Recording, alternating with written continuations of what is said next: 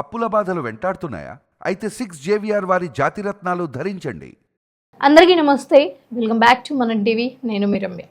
హైదరాబాద్ నగరంలోని ప్రముఖ పర్యావరణ ప్రాంతమైన కేబీఆర్ పార్క్ పరిసర ప్రాంతాలలో చెట్ల నరికివేతపై దేశ అత్యున్నత న్యాయస్థానం కీలక ఆదేశాలు జారీ చేసింది. కేబీఆర్ పార్క్ చుట్టూ ఉన్న ఎకో సెన్సిటివ్ జోన్లో ఎలాంటి చెట్ల నరికివేత కూడా చేపట్టరాదు అని సుప్రీంకోర్టు స్పష్టం చేసింది.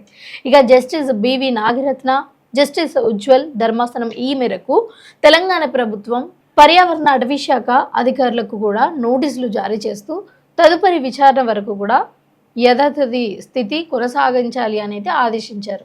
దాని తర్వాత హైదరాబాద్ నగరానికి ఊపిరితిత్తుల్లా భావించే కేబీఆర్ నేషనల్ పార్క్ చుట్టూ కూడా పర్యావరణ పరిరక్షణ కోసం 25 మీటర్ల నుంచి 35 మీటర్ల వరకు ఎకో సెన్సిటివ్ జోన్ను నిర్ణయించారు. అంటే ఈ జోన్లో భారీ నిర్మాణాలు కావచ్చు, చెట్ల నరికివేత కావచ్చు, లేకపోతే పర్యావరణానికి హాని కలిగించే పనులపై పరిమితులు కూడా అమల్లో ఉన్నట్లుగా తెలుస్తుంది. అయితే తెలంగాణ ప్రభుత్వం చేపట్టిన స్ట్రాటజికల్ రోడ్ డెవలప్మెంట్ ప్లాన్ కూడా దీంట్లో భాగంగానే పార్కు చుట్టూ ఉన్న 6 కీలక జంక్షన్ల అభివృద్ధికి మల్టీ లెవెల్లో కూడా ఫ్లైఓవర్లు నిర్మించాలి అనేది నిర్ణయించింది. ఇక ఈ ప్రాజెక్టు అమలుకు రహదారుల విస్తరణ అవసరం అవ్వడంతో సుమారు 1300కి పైగా చెట్లను తొలగించాల్సిన పరిస్థితి ఏర్పడింది. దీనికోసం ప్రభుత్వం KBR park echo sensitive zone పరిమితులను సవరించాల్సిన వచ్చింది. అయితే ప్రస్తుతం 25 నుంచి 35 మీటర్ల వరకు కూడా ఉన్న ఈ రక్షిత పరిమితి కొంత ప్రాంతాలలో కేవలం ఒక 3 మీటర్ల వరకు కూడా తగ్గించాలి అని కూడా నిర్ణయం తీసుకుంది. అయితే ఈ నిర్ణయం పర్యావరణవేత్తలు కావచ్చు, లేకపోతే సామాజిక ప్రజలు కావచ్చు, పర్యావరణ కార్యకర్తల నుంచి తీవ్ర వ్యతిరేకతలు అయితే ఎదుర్కొంటుంది. ఎందుకంటే ఈ నేపథ్యంలో పర్యావరణ కార్యకర్త కాజల్ మహేశ్వరి అనే ఒక వ్యక్తి తెలంగాణ హైకోర్టును ఆశ్రయించారు. కేబీఆర్ పార్క్ చుట్టూ ఉన్న ఈ ఎకో సెన్సిటివ్ జోన్ను 3 మీటర్ల వరకు కుదించడం పూర్తిగా చట్టవిరుద్ధం అని చెప్పారు. ఇది పర్యావరణ పరిరక్షణ సూత్రాలకు వ్యతిరేకమని ఆమె వాదించడం కూడా జరిగింది.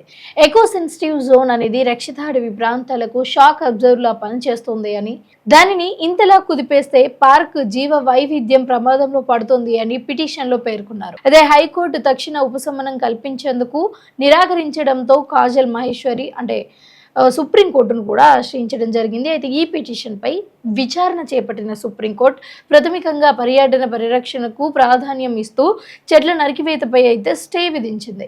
25 నుంచి 35 మీటర్ల వరకు కూడా ఎకో సెన్సిటివ్ జోన్లో ఎలాంటి చెట్ల తొలగింపు కానీ లేకపోతే ఇంకెలాంటి కన్స్ట్రక్షన్స్ కానీ జరగకూడదు అని అయితే ఆదేశాలు ఇచ్చింది. ఇక కోర్టు ఈ సందర్భంగా కేంద్ర పర్యావరణ అటవీ మంత్రిత్వ శాఖ, తెలంగాణ ప్రభుత్వం, ఇతర సంబంధిత అధికారులకు నోటీసులు జారీ చేసి వారి సమాధానాలు కోరింది.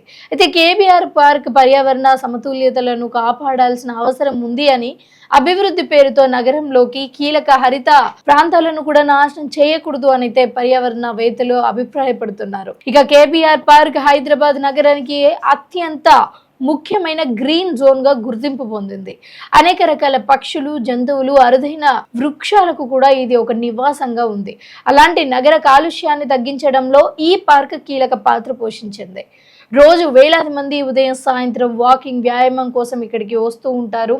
ఇక ఇలాంటి ప్రదేశం చుట్టూ భారీ ఫ్లైఓవర్లు అలాగే రోడ్ల విస్తరణ వల్ల పర్యావరణం కాస్త దెబ్బతింటుంది అని నిపుణులు హెచ్చరిస్తున్నారు. ఇక సేవ్ కేబీఆర్ పేరుతో పలు పర్యావరణ సంస్థలు, సామాజిక కార్యకర్తలు నిరసనలు వ్యక్తం చేస్తున్నారు. చెట్ల నరికివేతను నిలిపివేయాలి అని, నగరాభివృద్ధి మరియు పర్యావరణ పరిరక్షణ మధ్య సమతుల్యత పాటించాలి అని డిమాండ్ చేస్తున్నారు. సుప్రీంకోర్టు తాజా ఆదేశాలతో పర్యావరణ పరిరక్షణను పెద్ద ఊరట కల్పించింది. ఈ కేసు ఇప్పుడు రాష్ట్ర వ్యాప్తంగా చర్చనీయాంశంగా మారింది.